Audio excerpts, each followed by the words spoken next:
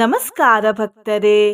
ನಿನ್ನೆ ನಿಮ್ಗೆ ಏಕಾದಶಿಯ ವ್ರತಾಚರಣೆ ಮಾಡಲು ಸಾಧ್ಯವಾಗಲಿಲ್ಲದಿದ್ದರೆ ಇಂದು ಈ ಮಂತ್ರವನ್ನು ಕೇಳಿ, ಸ್ವಲ್ಪವಾದರೂ ಫಲ ಸಿಗುತ್ತದೆ. ಇವತ್ತು ಜಯಾದ್ವಾದಶಿ. ಇಂದು ನಾವು ಅನಂತ ಪದ್ಮನಾಭ ದೇವರ 3 ಬೀಜ ಮಂತ್ರಗಳನ್ನು ಒಳಗೊಂಡ ಮಂತ್ರವೊಂದನ್ನು ಕೇಳೋಣ.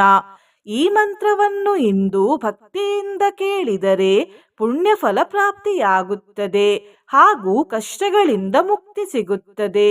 ಇವತ್ತು ಈ ಮಂತ್ರವನ್ನು ಭಕ್ತಿಯಿಂದ ಆದಷ್ಟು ಹೆಚ್ಚು ಬಾರಿ ಕೇಳಿ. ಇಂದಿನ ಭಗವದ್ಗೀತೆಯ ಜ್ಞಾನ ಹೀಗಿದೆ. ಕರ್ಮಫಲದ ಬಗ್ಗೆ ಈ ಶ್ಲೋಕದಲ್ಲಿ ಶ್ರೀಕೃಷ್ಣ ದೇವರು ಹೇಳುತ್ತಿದ್ದಾರೆ.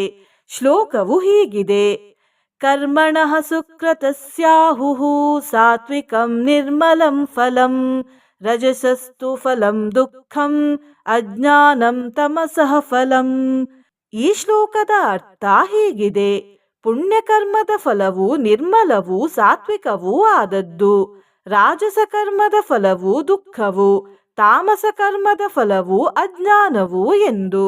ಮಂತ್ರ ಜಪಿಸುವ ಮೊದಲು ನನ್ನದೊಂದು ವಿನಂತಿ ಭಕ್ತರೇ, ನೀವು ಚಾನಲಿಗೆ ಹೊಸದಾಗಿ ಬಂದಿದ್ದರೆ ಚಾನಲ್ ಅನ್ನು ಸಬ್ಸ್ಕ್ರೈಬ್ ಮಾಡಿ, ಹತ್ತಿರದ ಬೆಲ್ ಬಟನ್ ಅನ್ನು ಒತ್ತಿ.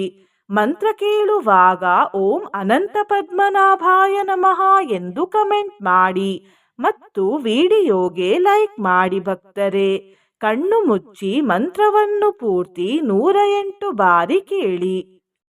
ಓಂ ಅನಂತ ಪದ್ಮನಾಭಾಯ ನಮಃ. ಓಂ ಶ್ರೀಂ ಕ್ಲೀಂ ಪದ್ಮನಾಭಾಯ ಸ್ವಾಹಾ. ಓಂ ಅನಂತ ಪದ್ಮನಾಭಾಯ ನಮಃ. ಓಂ ಶ್ರೀಂ ಕ್ಲೀಂ ಪದ್ಮನಾಭಾಯ ಸ್ವಾಹಾ. ಓಂ ಅನಂತ ಪದ್ಮನಾಭಾಯ ನಮಃ. ಓಂ ಶ್ರೀಂ ಕ್ಲೀಂ ಪದ್ಮನಾಭಾಯ ಸ್ವಾಹಾ. ಓಂ ಅನಂತ ಪದ್ಮನಾಭಾಯ ನಮಃ. ಓಂ ಶ್ರೀಂ ಕ್ಲೀಂ ಪದ್ಮನಾಭಾಯ ಸ್ವಾಹಾ. ಓಂ ಅನಂತ ಪದ್ಮನಾಭಾಯ ನಮಃ. ಓಂ ಶ್ರೀಂ ಕ್ಲೀಂ ಪದ್ಮನಾಭಾಯ ಸ್ವಾಹಾ. ಓಂ ಅನಂತ ಪದ್ಮನಾಭಾಯ ನಮಃ. ಓಂ ಶ್ರೀಂ ಕ್ಲೀಂ ಪದ್ಮನಾಭಾಯ ಸ್ವಾಹಾ. ಓಂ ಅನಂತ ಪದ್ಮನಾಭಾಯ ನಮಃ. ಓಂ ಶ್ರೀಂ ಕ್ಲೀಂ ಪದ್ಮನಾಭಾಯ ಸ್ವಾಹಾ. ಓಂ ಅನಂತ ಪದ್ಮನಾಭಾಯ ನಮಃ. ಓಂ ಶ್ರೀಂ ಕ್ಲೀಂ ಪದ್ಮನಾಭಾಯ ಸ್ವಾಹಾ. ಓಂ ಅನಂತ ಪದ್ಮನಾಭಾಯ ನಮಃ. ಓಂ ಶ್ರೀಂ ಕ್ಲೀಂ ಪದ್ಮನಾಭಾಯ ಸ್ವಾಹಾ. ಓಂ ಅನಂತ ಪದ್ಮನಾಭಾಯ ನಮಃ. ಓಂ ಶ್ರೀಂ ಕ್ಲೀಂ ಪದ್ಮನಾಭಾಯ ಸ್ವಾಹಾ. ಓಂ ಅನಂತ ಪದ್ಮನಾಭಾಯ ನಮಃ. ಓಂ ಶ್ರೀಂ ಕ್ಲೀಂ ಪದ್ಮನಾಭಾಯ ಸ್ವಾಹಾ. ಓಂ ಅನಂತ ಪದ್ಮನಾಭಾಯ ನಮಃ. ಓಂ ಶ್ರೀಂ ಕ್ಲೀಂ ಪದ್ಮನಾಭಾಯ ಸ್ವಾಹಾ. ಓಂ ಅನಂತ ಪದ್ಮನಾಭಾಯ ನಮಃ. ಓಂ ಶ್ರೀಂ ಕ್ಲೀಂ ಪದ್ಮನಾಭಾಯ ಸ್ವಾಹಾ. ಓಂ ಅನಂತ ಪದ್ಮನಾಭಾಯ ನಮಃ. ಓಂ ಶ್ರೀಂ ಕ್ಲೀಂ ಪದ್ಮನಾಭಾಯ ಸ್ವಾಹಾ. ಓಂ ಅನಂತ ಪದ್ಮನಾಭಾಯ ನಮಃ. ಓಂ ಶ್ರೀಂ ಕ್ಲೀಂ ಪದ್ಮನಾಭಾಯ ಸ್ವಾಹಾ. ಓಂ ಅನಂತ ಪದ್ಮನಾಭಾಯ ನಮಃ. ಓಂ ಶ್ರೀಂ ಕ್ಲೀಂ ಪದ್ಮನಾಭಾಯ ಸ್ವಾಹಾ. ॐ अनन्तपद्मनाभाय नमः। ॐ श्रीं क्लीं पद्मनाभाय स्वाहा। ॐ अनन्तपद्मनाभाय नमः। ॐ श्रीं क्लीं पद्मनाभाय स्वाहा। ॐ अनन्तपद्मनाभाय नमः। ॐ श्रीं क्लीं पद्मनाभाय स्वाहा। ॐ अनन्तपद्मनाभाय नमः। ॐ श्रीं क्लीं पद्मनाभाय स्वाहा। ॐ अनन्तपद्मनाभाय नमः। ॐ श्रीं क्लीं पद्मनाभाय स्वाहा। ॐ अनन्तपद्मनाभाय नमः। ॐ श्रीं क्लीं पद्मनाभाय स्वाहा।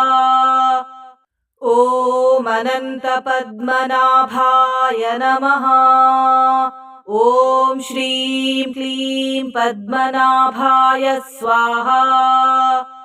ॐ अनन्तपद्मनाभाय नमः। ॐ श्रीं क्लीं पद्मनाभाय स्वाहा। ॐ अनन्तपद्मनाभाय नमः। ॐ श्रीं क्लीं पद्मनाभाय स्वाहा। ॐ अनन्तपद्मनाभाय नमः। ॐ श्रीं क्लीं पद्मनाभाय स्वाहा। ॐ अनन्तपद्मनाभाय नमः। ॐ श्रीं क्लीं पद्मनाभाय स्वाहा। ॐ अनन्तपद्मनाभाय नमः। ॐ श्रीं क्लीं पद्मनाभाय स्वाहा। ॐ अनन्तपद्मनाभाय नमः। ॐ श्रीं क्लीं पद्मनाभाय स्वाहा। ॐ अनन्तपद्मनाभाय नमः। ॐ श्रीं क्लीं पद्मनाभाय स्वाहा। ॐ अनन्तपद्मनाभाय नमः। ॐ श्रीं क्लीं पद्मनाभाय स्वाहा। ॐ अनन्तपद्मनाभाय नमः। ॐ श्रीं क्लीं पद्मनाभाय स्वाहा। ॐ अनन्तपद्मनाभाय नमः। ॐ श्रीं क्लीं पद्मनाभाय स्वाहा। ॐ अनन्तपद्मनाभाय नमः। ॐ श्रीं क्लीं पद्मनाभाय स्वाहा। ॐ अनन्तपद्मनाभाय नमः। ॐ श्रीं क्लीं पद्मनाभाय स्वाहा। ॐ अनन्तपद्मनाभाय नमः। ॐ श्रीं क्लीं पद्मनाभाय स्वाहा। ॐ अनन्तपद्मनाभाय नमः। ॐ श्रीं क्लीं पद्मनाभाय स्वाहा। ॐ अनन्तपद्मनाभाय नमः। ॐ श्रीं क्लीं पद्मनाभाय स्वाहा। ॐ अनन्तपद्मनाभाय नमः। ॐ श्रीं क्लीं पद्मनाभाय स्वाहा। ॐ अनन्तपद्मनाभाय नमः। ॐ श्रीं क्लीं पद्मनाभाय स्वाहा। ॐ अनन्तपद्मनाभाय नमः। ॐ श्रीं क्लीं पद्मनाभाय स्वाहा। ॐ अनन्तपद्मनाभाय नमः। ॐ श्रीं क्लीं पद्मनाभाय स्वाहा। ॐ अनन्तपद्मनाभाय नमः। ॐ श्रीं क्लीं पद्मनाभाय स्वाहा। ॐ अनन्तपद्मनाभाय नमः। ॐ श्रीं क्लीं पद्मनाभाय स्वाहा। ॐ अनन्तपद्मनाभाय नमः। ॐ श्रीं क्लीं पद्मनाभाय स्वाहा। ॐ अनन्तपद्मनाभाय नमः। ॐ श्रीं क्लीं पद्मनाभाय स्वाहा। ॐ अनन्तपद्मनाभाय नमः। ॐ श्रीं क्लीं पद्मनाभाय स्वाहा। ॐ अनन्तपद्मनाभाय नमः। ॐ श्रीं क्लीं पद्मनाभाय स्वाहा। ॐ अनन्तपद्मनाभाय नमः। ॐ श्रीं क्लीं पद्मनाभाय स्वाहा।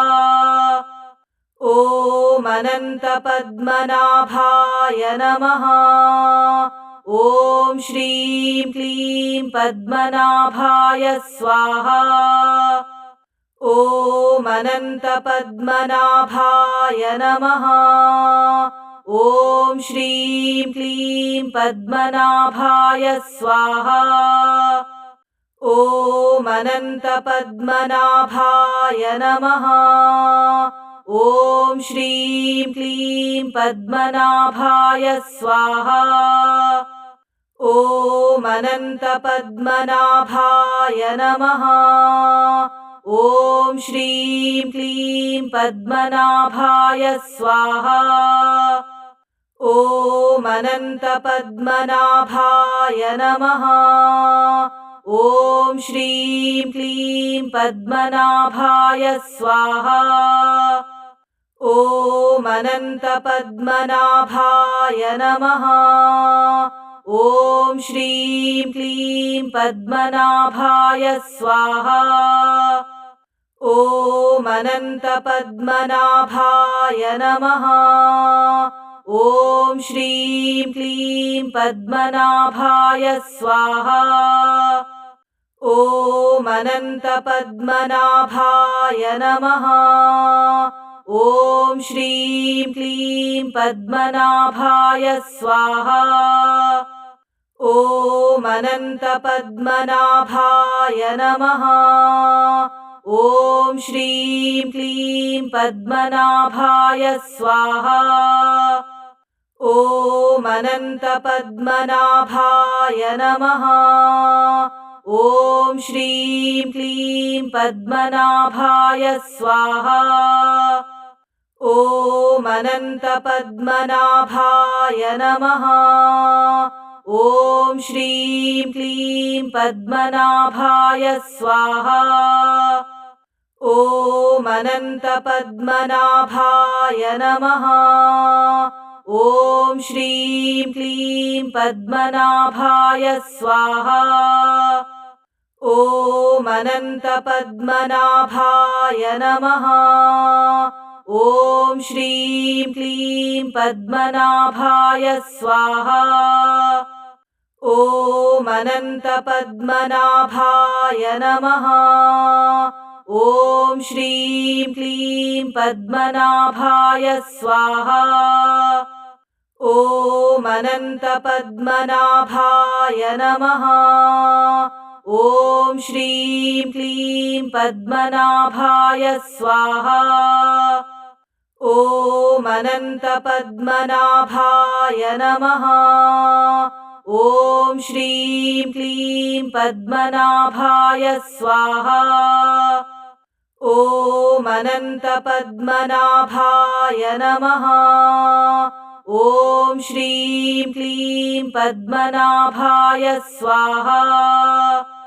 ॐ अनन्तपद्मनाभाय नमः। ॐ श्रीं क्लीं पद्मनाभाय स्वाहा। ॐ अनन्तपद्मनाभाय नमः। ॐ श्रीं क्लीं पद्मनाभाय स्वाहा। ॐ अनन्तपद्मनाभाय नमः। ॐ श्रीं क्लीं पद्मनाभाय स्वाहा।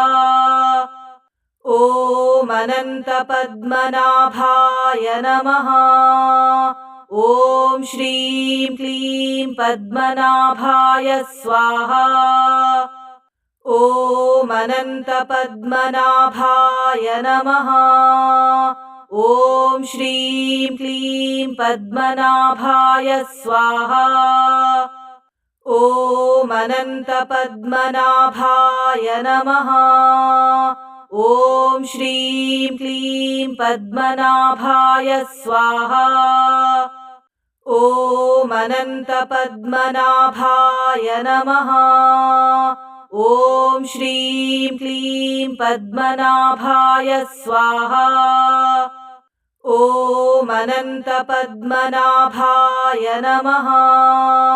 ॐ श्रीं क्लीं पद्मनाभाय स्वाहा।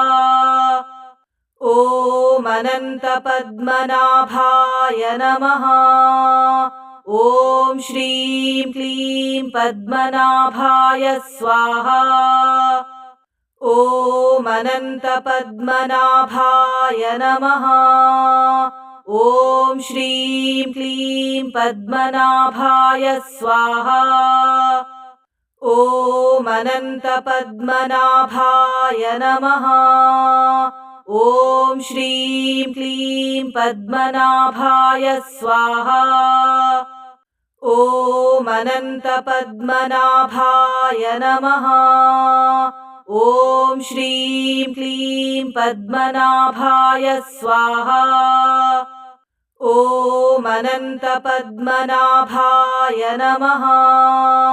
ॐ श्रीं क्लीं पद्मनाभाय स्वाहा। ॐ अनन्तपद्मनाभाय नमः। ॐ श्रीं क्लीं पद्मनाभाय स्वाहा। ॐ अनन्तपद्मनाभाय नमः। ॐ श्रीं क्लीं पद्मनाभाय स्वाहा। ॐ अनन्तपद्मनाभाय नमः। ॐ श्रीं क्लीं पद्मनाभाय स्वाहा। ॐ अनन्तपद्मनाभाय नमः। ॐ श्रीं क्लीं पद्मनाभाय स्वाहा। ॐ अनन्तपद्मनाभाय नमः। ॐ श्रीं क्लीं पद्मनाभाय स्वाहा। ॐ अनन्तपद्मनाभाय नमः। ॐ श्रीं क्लीं पद्मनाभाय स्वाहा। ॐ अनन्तपद्मनाभाय नमः। ॐ श्रीं क्लीं पद्मनाभाय स्वाहा। ॐ अनन्तपद्मनाभाय नमः। ॐ श्रीं क्लीं पद्मनाभाय स्वाहा। ॐ अनन्तपद्मनाभाय नमः। ॐ श्रीं क्लीं पद्मनाभाय स्वाहा। ॐ अनन्तपद्मनाभाय नमः। ॐ श्रीं क्लीं पद्मनाभाय स्वाहा। ॐ अनन्तपद्मनाभाय नमः। ॐ श्रीं क्लीं पद्मनाभाय स्वाहा। ॐ अनन्तपद्मनाभाय नमः।